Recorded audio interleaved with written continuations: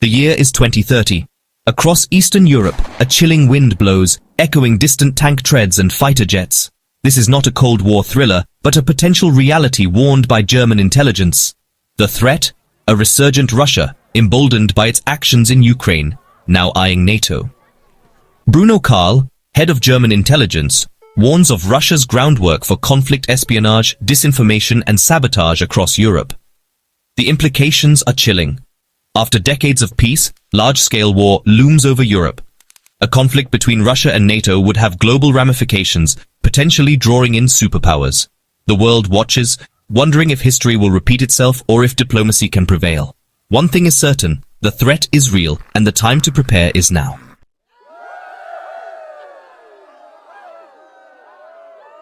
To grasp the gravity, look back to the recent past. The annexation of Crimea and the war in Ukraine shattered the illusion of post-Cold War peace. Under Putin, Russia uses military force to achieve geopolitical goals. Putin's ambitions extend beyond Ukraine, aiming to reassert Russian dominance and roll back NATO's influence. The West is slowly waking up to this reality. The EU has recognized Russia as a fundamental threat, prompting Europe to bolster its defenses. The Rearm Europe Readiness 2030 project aims to increase defense spending and military capability. The goals support Ukraine and deter future aggression by strengthening Europe's defenses.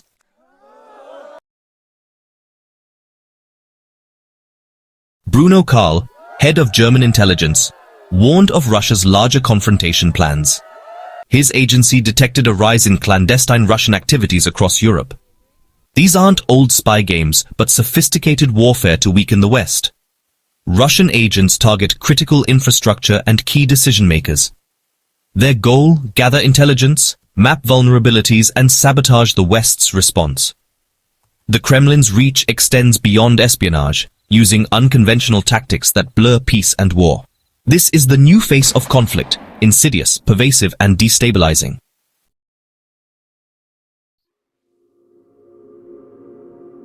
Hybrid warfare.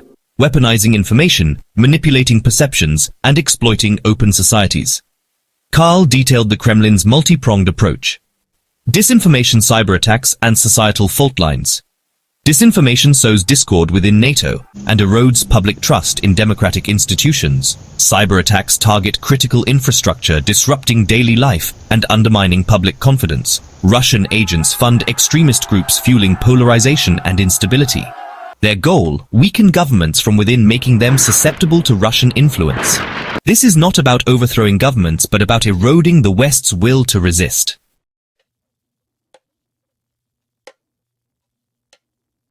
Europe, once stable, is now vulnerable to new aggression. The Kremlin's strategy is about conquering minds, not territory. Evidence mounts, Russian-backed groups clash in Paris, cyber attacks cripple Estonia, and disinformation influences elections. Trust in traditional media plummets, replaced by conspiracy theories. Political discourse polarizes, and public faith in democratic institutions erodes. This is the Kremlin's goal. A fractured, distrustful Europe more susceptible to Russian pressure. A weakened Europe is less likely to stand up for its values and interests.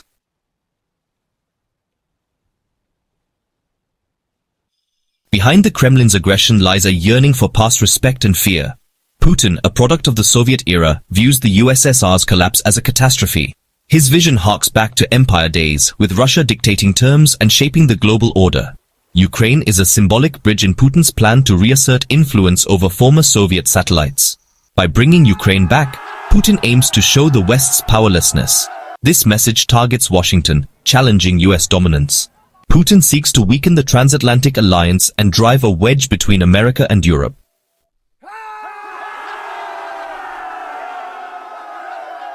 NATO, a thorn in Putin's side, represents an obstacle to his ambitions.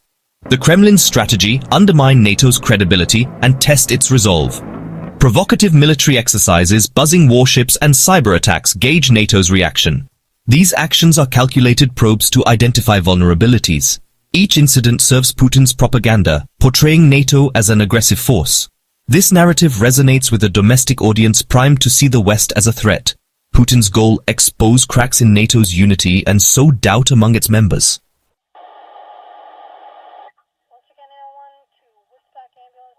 Putin's calculations hinge on unpredictable American foreign policy. The Trump years sowed doubt about the transatlantic relationship. The Biden administration reassured allies, but the damage was done. Putin exploits this doubt, driving a wedge between the US and Europe. Russia cultivates political and economic ties with key European countries. The goal: weaken the EU's resolve and create fissures within NATO. A divided NATO, lacking political will, allows Putin to pursue ambitions in Eastern Europe.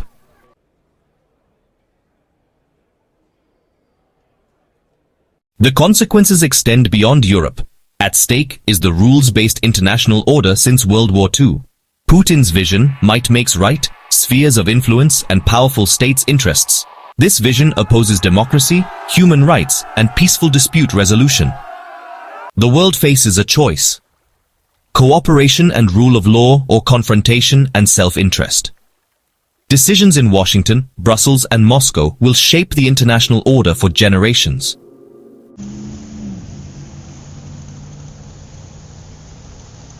Europe faces a chilling truth. Russian aggression is a clear and present danger. The era of relying on others for security is over. The EU, often criticized for inertia, responds decisively to the Russian challenge. The bloc rediscovers its founding purpose as a bulwark against tyranny. The EU embraces its role as a geopolitical actor, ready to defend its interests. Unprecedented measures include recognizing Russia as a fundamental threat. This signals a fundamental shift in the EU's security outlook, the challenge translating words into action and creating a credible deterrent.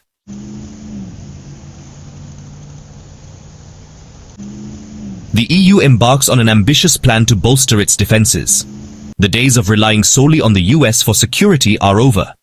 Europe aims to become a credible military power. The Rearm Europe Readiness 2030 project revamps defense posture for various threats. Key member states like France and Germany champion the project.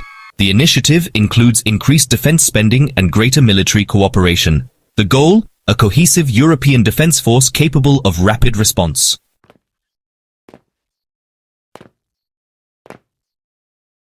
Section 3. A continent united.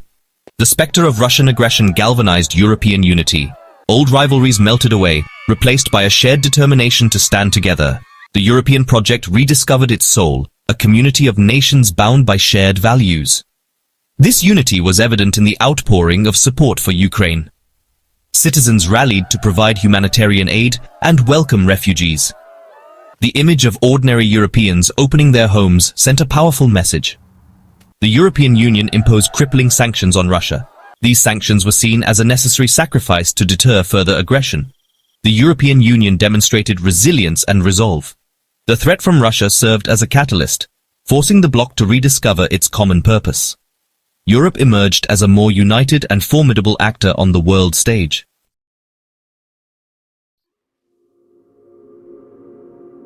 The Rearm Europe Readiness 2030 project, at its core, was a recognition that the continent stood at a critical juncture.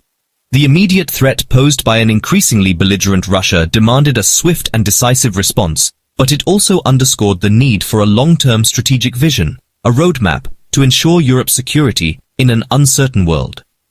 The project's architects understood that simply throwing money at the problem, while necessary, was not enough.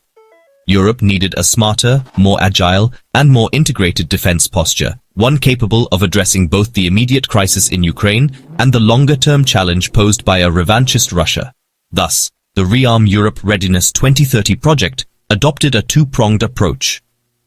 The first prong focused on the immediate term, on providing Ukraine with the military and economic assistance it needed to resist Russian aggression.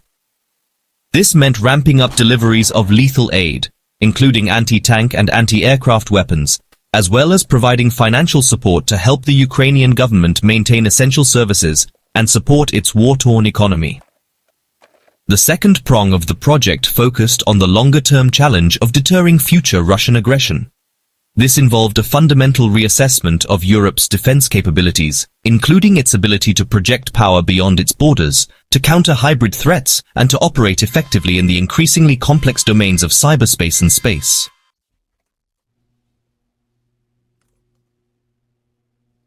Recognizing that modern warfare transcended traditional battlefields, the Rearm Europe Readiness 2030 project prioritized investments in cutting-edge technologies. The future of defense, it was clear, lay in harnessing the power of artificial intelligence, robotics, and autonomous systems to create a more agile, resilient, and lethal fighting force. Significant resources were allocated to research and development, fostering innovation in areas such as drone technology, hypersonic weapons, and cyber defense. European defense contractors, once lagging behind their American counterparts, were incentivized to collaborate on transnational projects, pooling resources and expertise to develop next-generation weapon systems that would ensure Europe's technological edge. The project also placed a strong emphasis on bolstering Europe's space-based capabilities. Recognizing the growing importance of space as a domain of military competition, the EU invested heavily in satellite technology, particularly in the areas of reconnaissance, communications, and navigation. The goal was to reduce Europe's reliance on American space assets and ensure its access to vital intelligence and communication channels in times of crisis. This ambitious modernization drive was not without its challenges. Bureaucratic hurdles, competing national interests, and the sheer complexity of integrating different weapons systems and doctrines across multiple countries proved to be formidable obstacles. Yet the urgency of the situation and the shared recognition that Europe's security was at stake provided a powerful impetus for cooperation.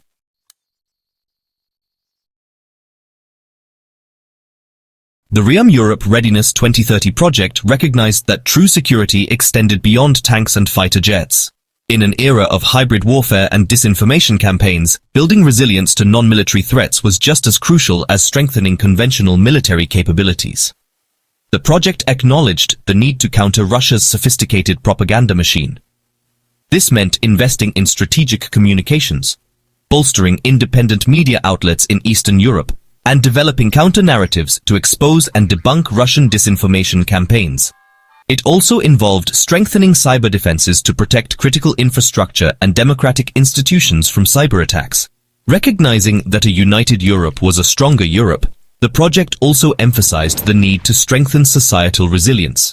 This involved promoting civic education, fostering a sense of shared European identity, and countering extremist ideologies that sought to divide societies from within. The goal was to create a more cohesive and resilient European society, less susceptible to Russian propaganda and better equipped to withstand external pressure. The Rearm Europe Readiness 2030 project represented a watershed moment in European history. It was a recognition that the continent could no longer afford to be a bystander in a world increasingly defined by great power competition. It was a commitment to invest in its own security, to stand up for its values, and to shape its own destiny.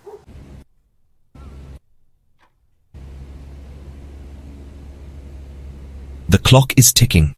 The year 2030, once a distant point on the horizon, looms ever closer, a stark deadline etched in the minds of those tasked with safeguarding Europe's future. The warnings issued by intelligence officials like Bruno Kahl are not cries of despair, but rather urgent calls to action, a recognition that the time for complacency is long gone. The potential for a major conflict between Russia and NATO is no longer confined to the realm of hypothetical war games. It is a chilling possibility that demands our unwavering attention, our collective resolve, and our willingness to confront uncomfortable truths about the world we inhabit. The stakes could not be higher. At risk is not just the territorial integrity of nations, but the very principles of democracy, freedom, and the rule of law that have underpinned decades of relative peace and prosperity. To dismiss the threat as mere saber-rattling or to succumb to the paralysis of fear would be a grave mistake. The only responsible course of action is to prepare, to strengthen our defenses, to shore up our alliances, and to expose and counter the insidious tactics of disinformation and hybrid warfare that seek to undermine our societies from within. The path ahead will be fraught with challenges. Difficult decisions will need to be made, sacrifices will be required, and the temptation to revert to the comfort of old assumptions will be ever present. But the alternative, a future defined by conflict, instability, and the erosion of our hard-won freedoms, is simply too high a price to pay. The 11th hour is upon us. The time to act is now. So hit that subscribe button, ring the bell for notifications, and let's turn the page on a new adventure together. Get ready to experience books like never before, only on VBook 360. Like, comment, and share to support the channel and keep the video magic alive. Thank you for stopping by. And remember, every video has a story, and every story deserves to be shared. See you in the next video.